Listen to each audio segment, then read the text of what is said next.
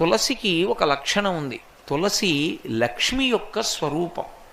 తులసి ఈ భూమి మీద పుట్టినటువంటిది మొట్టమొదట ఎక్కడి నుంచి పుట్టింది అంటే బీజము నుంచి వచ్చింది కాదు తులసి చెట్టు. తులసి చెట్టు గింజల్లోంచి రాలేదు.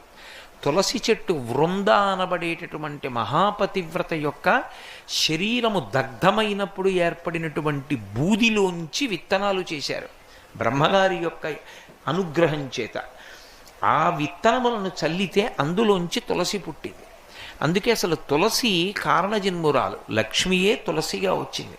తులసికి ఒక్కదానికే ఒక లక్షణం ఉంది లోకంలో. తులసి సమస్త పాపములను హరిస్తుంది. ఎందుచేత హరిస్తుంది అంటే దాని గురించి పురాణంలో ఒక మాట ఉంది.